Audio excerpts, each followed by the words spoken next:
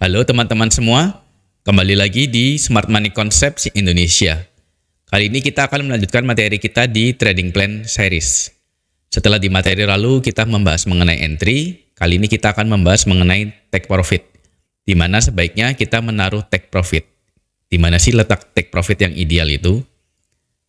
Sebelumnya, kita perlu mengetahui lebih dahulu prinsip dasar dari peletakan take profit ini ya. Ini sebenarnya sudah pengetahuan umum, tapi kita remind sekilas. Yang pertama, kaitannya dengan win rate. Semakin jauh kita menaruh jarak TP kita, maka secara otomatis akan makin kecil TP tersebut akan hit, makin kecil probabilitasnya. Nah, dampaknya apa? RR kita akan meningkat, namun win rate kita akan cenderung menurun. Yang kedua, kaitannya dengan tren.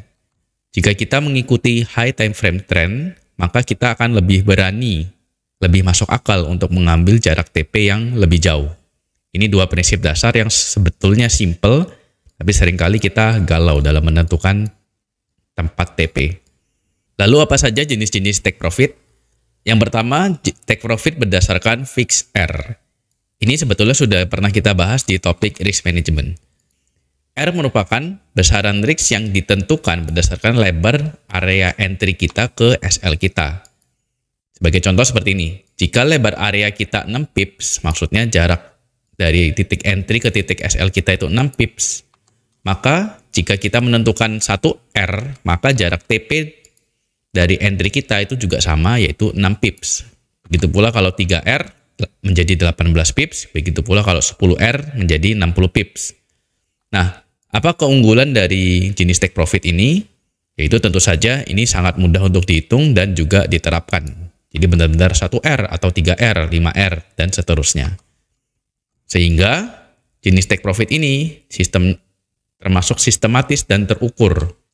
Dan juga mudah untuk dites dan juga dievaluasi secara berkala. Kelemahannya tentu saja jenis take profit ini kurang fleksibel dalam mengikuti market, sedangkan kita tahu market itu dinamis ya, terus bergerak. Lalu jenis take profit yang kedua berdasarkan premium versus discount area. Seperti yang kita tahu, entry ideal itu seperti apa? Yaitu kita buy di area discount, lalu kita sell di premium area. Nah, untuk TP yang ideal itu adalah sebaliknya. Nah, jika transaksi buy dalam kondisi bullish ataupun berarti kita follow trend, TP yang ideal itu berada di area premium ataupun juga paling jauh di extreme high area. Sebaliknya, jika trennya bearish ataupun kita counter trend, maka TP kita idealnya hanya sampai di equilibrium area saja, di sekitar situ. Sebaliknya juga untuk transaksi sell, jika trennya adalah bullish, berarti kita counter trend, maka TP-nya sebaiknya hanya sampai di equilibrium area saja. Namun, jika kondisinya trennya bearish ataupun kita follow trend, maka TP-nya bisa lebih jauh, yaitu kita bisa TP di area discount ataupun terjauh di extreme low area. Nah, apa keunggulan jenis take profit ini? Ini sama juga mudah untuk diterapkan dan juga dapat diukur juga probabilitasnya melalui backtest ataupun forward test. Kelemahannya, tipe ini biasanya tidak dapat diterapkan ataupun sulit diterapkan jika belum ada valid pullback dan area premium versus discountnya itu belum dapat termapping. Jadi jika trennya sedang kencang, kemudian pullbacknya hanya sedikit begini ataupun naik lagi, biasanya kita menentukan area premium versus discount itu masih sedikit lebih sulit, masih kurang akurat ya. Nah, kelemahannya di situ. Lalu jenis take profit yang ketiga yaitu TP berdasarkan opposite strong ascending zone. Entry yang ideal itu merupakan kita buy di strong demand zone, lalu kita sell di strong supply zone. Nah, TP yang ideal itu adalah sebaliknya. Ketika kita buy, berarti TP kita itu berada di bawah strong supply zone. Jadi ketika harga hampir mencapai atau mendekati area strong supply zone, maka kita sudah TP ataupun keluar dari posisi.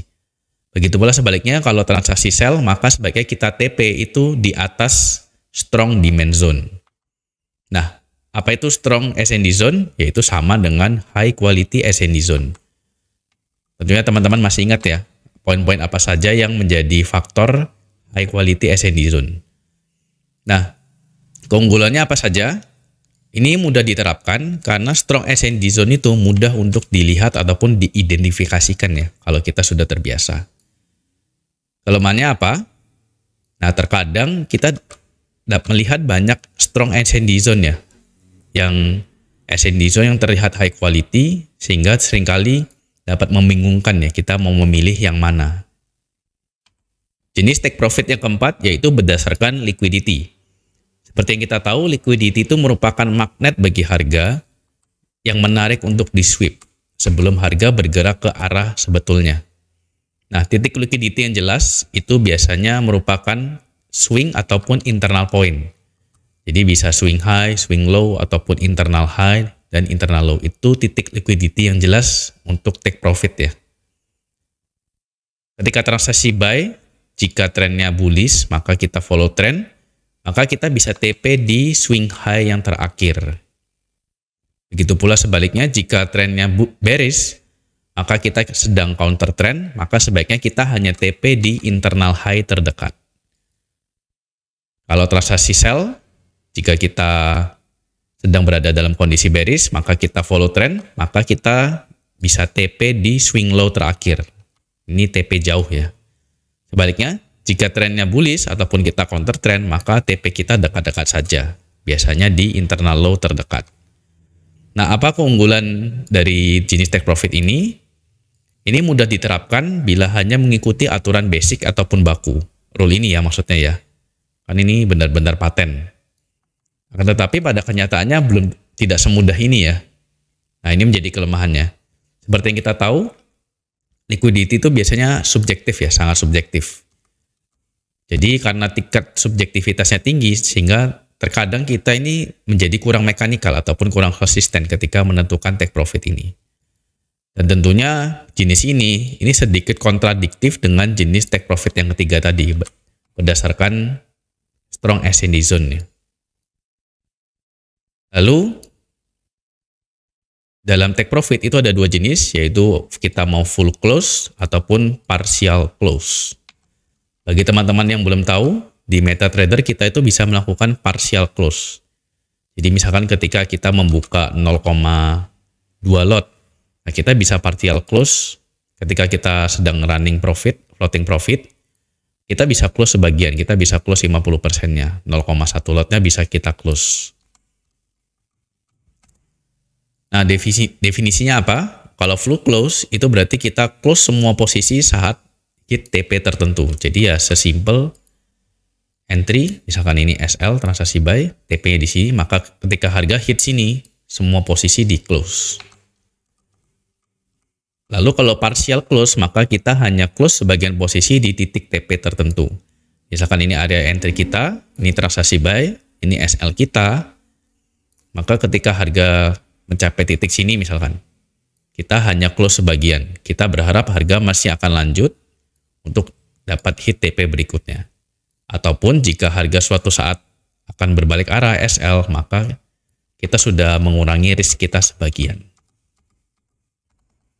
Nah, ini perbandingannya antara full close dengan partial close.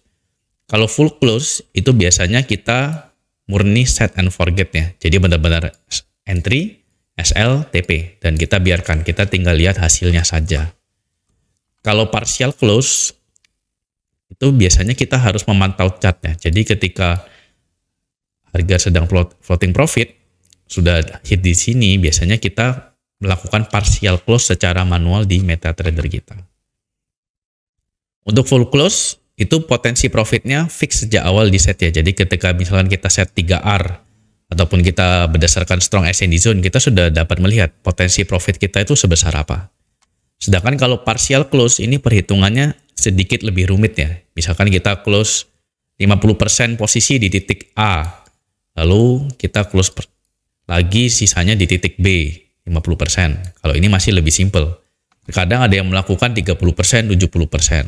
Ataupun ada juga 50%, kemudian close lagi 30 dan 20% sisanya dibiarkan running. Nah, itu perhitungannya lebih rumit lagi.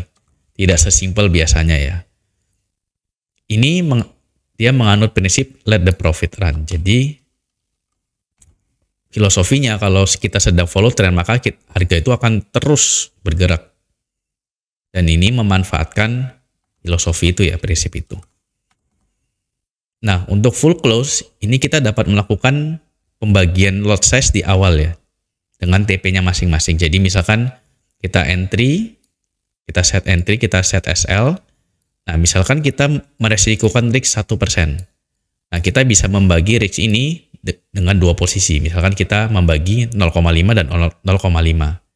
Posisi pertama kita set misalkan di 3R, kemudian 0,5% sisanya di 5R. Nah, dengan memakai sistem seperti itu, kita masih bisa menggunakan full close ya.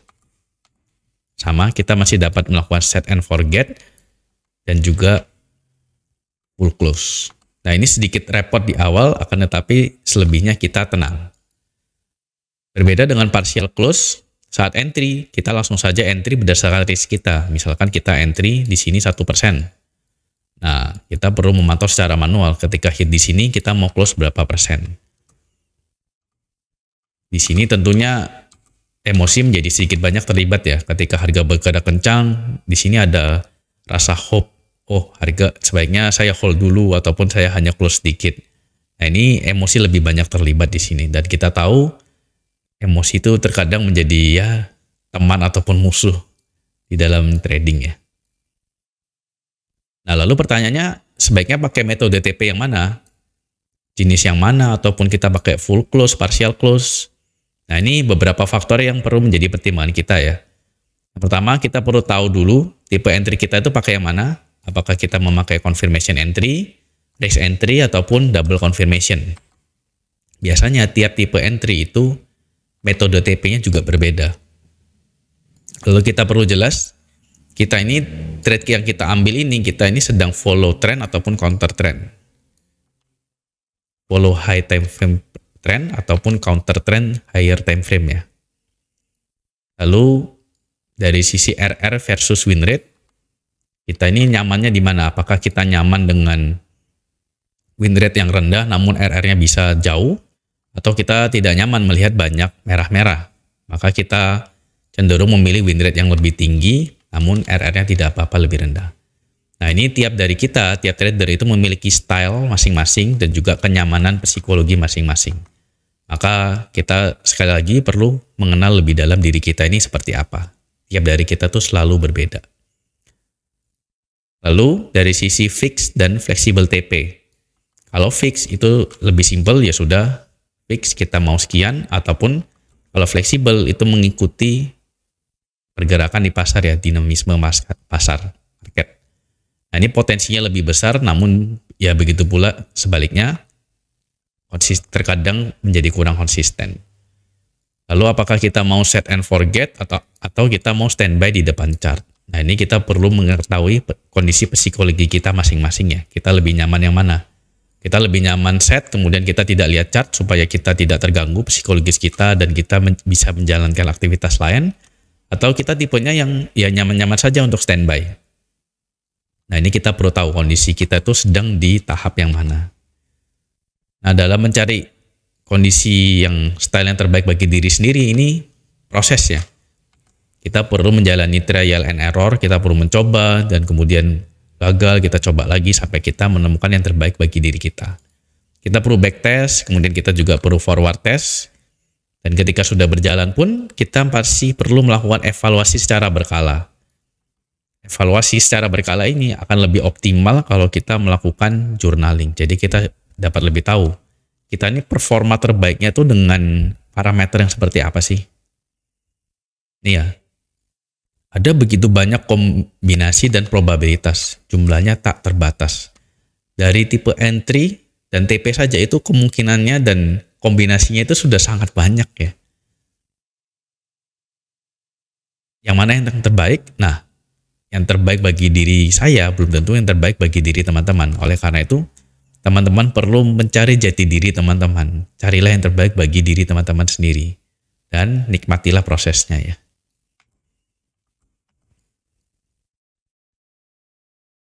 Dan Tak lupa juga saya mengingatkan bagi teman-teman, ayo bergabung di komunitas Discord.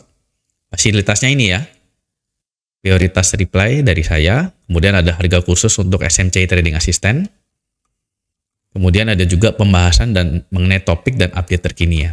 Kita tahu dunia trading itu selalu berkembang, nah biasanya saya membahas insight-insight yang terbaru di sini, kita bahas ya. Kemudian ada juga topik spesial untuk Discord, yaitu trade recap TP, SL, dan juga trade-trade yang tertinggal ataupun trade-trade yang kita backtest. Ada juga topik untuk EA, dan juga topik untuk prop firm yang saat ini sedang sangat banyak jumlahnya dan terus berkembang ya. Ini langkah-langkahnya, 3 langkah cepat. Teman-teman daftar di broker partner SMCI, kemudian teman-teman lakukan verifikasi, deposit, kemudian ketika teman-teman sudah melakukan open trade, kirimkan saja screenshot-nya ke Telegram saya. Akan saya kirimkan link invitation-nya ya. Lalu apa untuk topik selanjutnya? Kita masih akan membahas mengenai topik take profit ya. Kita di sini belum ada ilustrasi dan juga penerapannya di real chart langsung. Di video berikutnya kita akan membahas itu ya, ilustrasi dan juga contohnya di real chart. Oke, itu saja teman-teman untuk video kali ini. See you on next video. Bye-bye.